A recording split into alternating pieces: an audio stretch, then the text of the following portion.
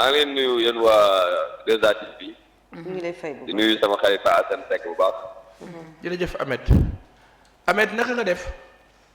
maa ngi sant bu baax Pa Assane. da ngeen amoon sitting tey. waaw tey de dañoo amoon sitting tey ci suba.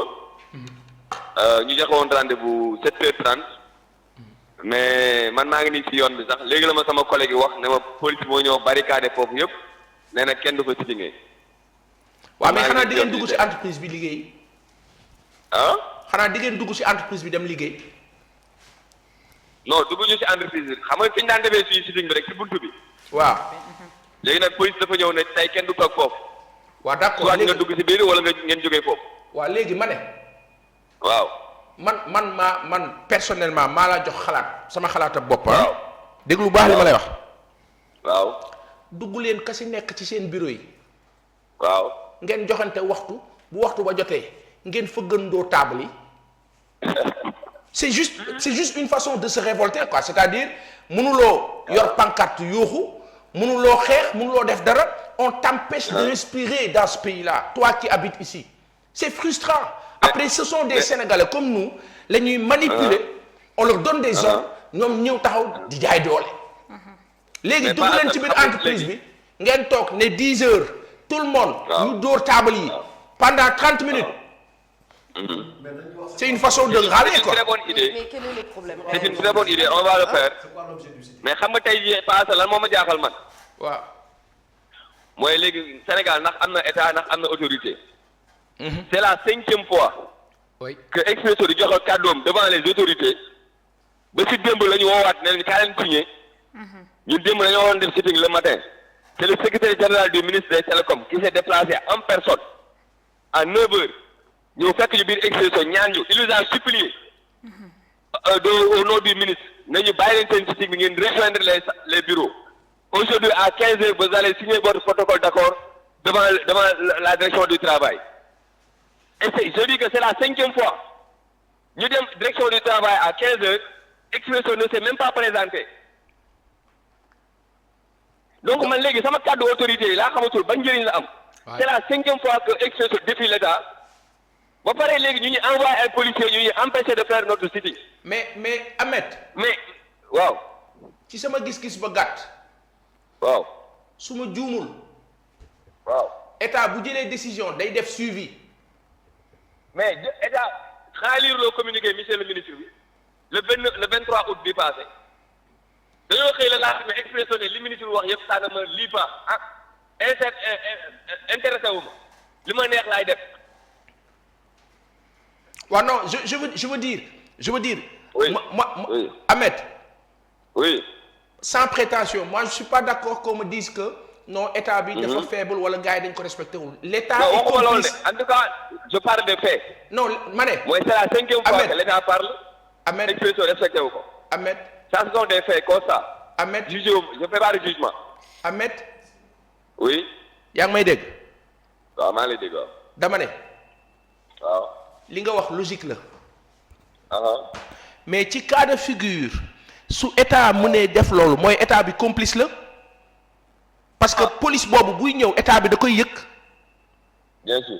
donc l'état est complice et maintenant la réalité mooy dañ leen dugal ci benn situation on vous dit d'accord on signe signature bu jotee ngeen ñëw pour signer ka war a signer ñëwul mooy que respecté wul état bi wala boog ñoom ñaar dañoo déggoo fu ngeen yëgul. bon pour le moment comme je dis du ma def interprétation doo def jugement mais là les faits manifestes mooy 5e fois mu ngi nii état dañuy woo ci table Expresso respecté wu ko loolu nag jaaxal na ñun travailleurs yi jaaxal na sénégalais yëpp. donc finalement li causé problème bi les personnes là yi ñu wax ne dañ leen di dàq finalement direction bi ci loolu la teg tànk moom. ba léegi ci loolu lañ teg tànk. c'est ça l'info. salaamaaleykum sëñ bi. waaleykum salaam. waaw man li ma bëggoon xam mooy c'est quoi l'objet du sitting d'abord. waaw ñun ba léegi dañuy contester le fait que ñu ne dañuy dàq suñu ay collègues syndicat bi moo jóg ne kenn ci dàq kenn parce que defuñu lu tax ñu war leen dàqee. ok parce que au départ ils avaient parlé de licenciement pour motif économique. oui. ci biir procédure bi jeexagul sax ñu viré ne léegi licenciement pour faute lourde.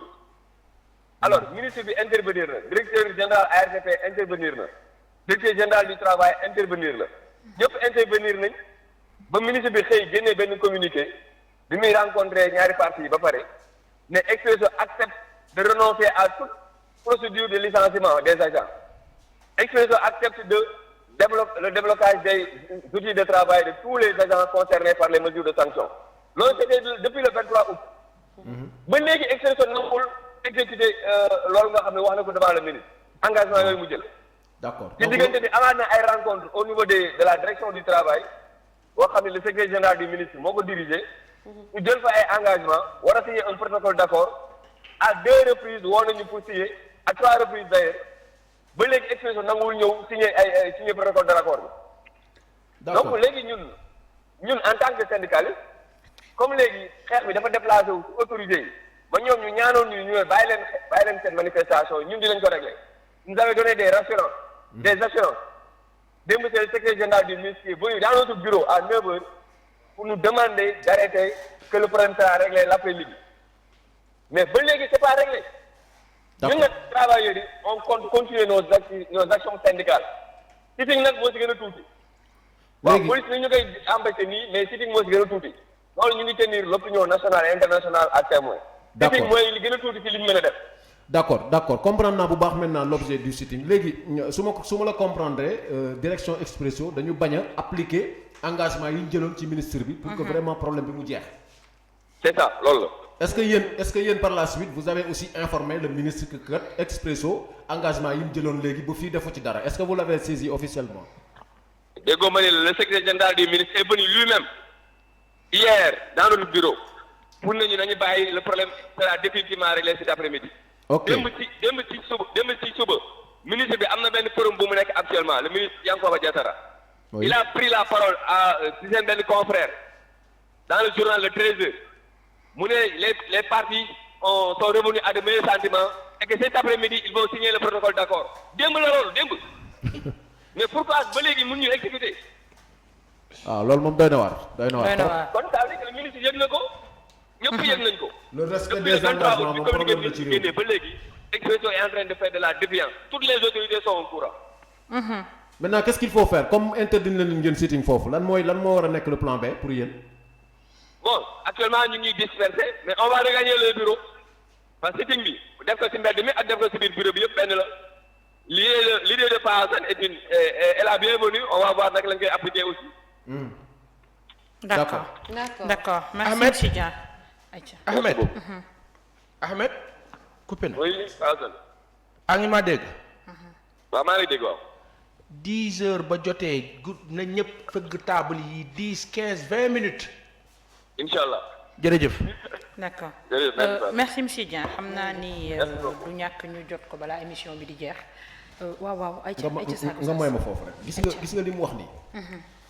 xam nga le gros problème qu'on a dans ce pays. Oui. C'est le respect des engagements. Le respect des accords signés ak ay nit xam nga dem maa la ko fiy wax. ma ne la Sénégal bi ñu amee premier ministre ki ñu ci mujjee di Mohamed Dionne.